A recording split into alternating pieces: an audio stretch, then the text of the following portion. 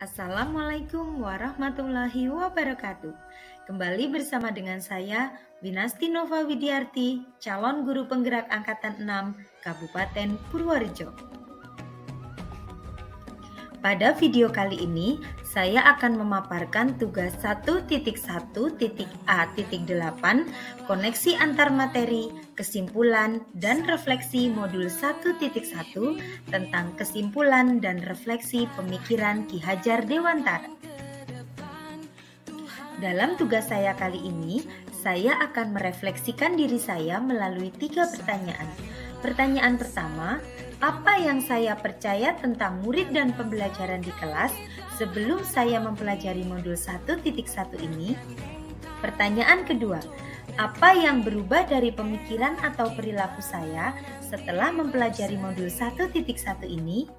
Dan yang ketiga, apa yang dapat segera saya terapkan lebih baik agar kelas saya mencerminkan pemikiran Ki Hajar Dewantara? Yang saya percaya tentang murid dan pembelajaran di kelas sebelum saya mempelajari modul 1.1 ini adalah: yang pertama, pembelajaran berpusat pada guru atau teacher centered, sehingga guru di sini mendominasi pembelajaran, sehingga kurangnya aktivitas dari peserta didik itu sendiri untuk belajar. Kemudian yang kedua, pembelajaran mengutamakan ketercapaian materi dan KKM, sehingga seringkali saat saya mengajar, saya hanya terfokus pada terselesaikannya materi dan pencapaian nilai sesuai dengan standar minimalnya.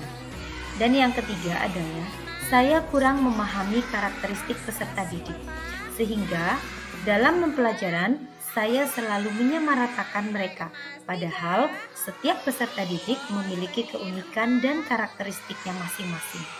Yang keempat adalah saya menginginkan kelas yang selalu tertib, tenang, dan paham. Padahal pada kenyataannya mereka masih pada tahap bermain, sehingga harus bisa mengemas pembelajaran yang mereka aktif melakukannya. Yang berubah dari pemikiran atau perilaku saya setelah mempelajari modul 1.1 ini adalah: yang pertama, saya menjadi menyadari bahwa pembelajaran harus berpusat kepada murid atau student center, sehingga mereka menjadi pelaku pembelajaran itu sendiri, dan guru hanya bersifat sebagai penuntun atau fasilitator. Yang kedua, harus bisa mengemas pembelajaran yang kreatif dan inovatif.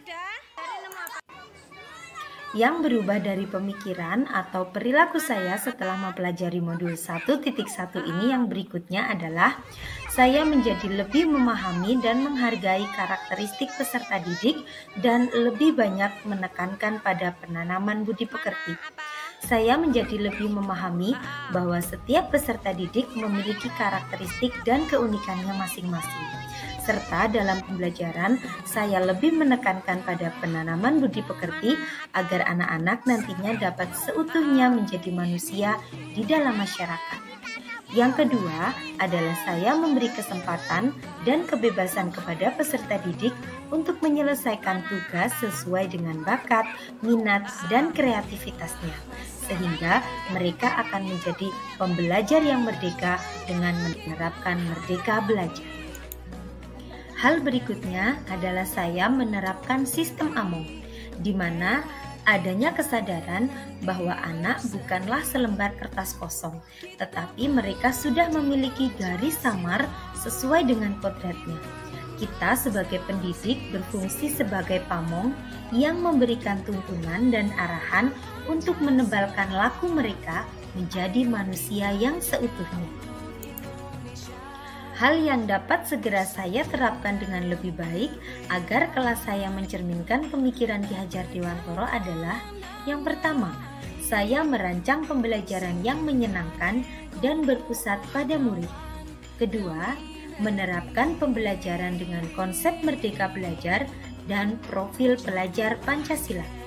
Yang ketiga, pembelajaran mengutamakan pada penerapan budi pekerti. Yang keempat, menerapkan adanya sistem AMONG, di mana pendidikan itu menuntun, bukan menuntut.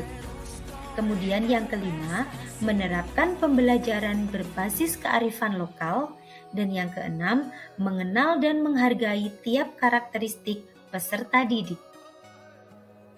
Jadi dapat diambil kesimpulan dari pemikiran Ki Hajar Dewantara adalah yang pertama, bahwa pendidikan bertujuan untuk menuntun atau membantu anak untuk menebalkan kekuatan kodratnya agar dapat memperbaiki lakunya untuk menjadi manusia seutuhnya. Yang kedua, pendidikan harus berpusat kepada anak dan sesuai dengan kodrat alam dan kodrat zamannya. Yang ketiga, pembelajaran harus mengutamakan pada penerapan budi pekerti. Demikian paparan saya tentang koneksi antar materi, kesimpulan, dan refleksi modul 1.1. Terima kasih sudah menonton paparan saya ini hingga selesai. Sampai bertemu lagi di tugas-tugas berikutnya. Salam Guru Penggerak. Wassalamualaikum warahmatullahi wabarakatuh.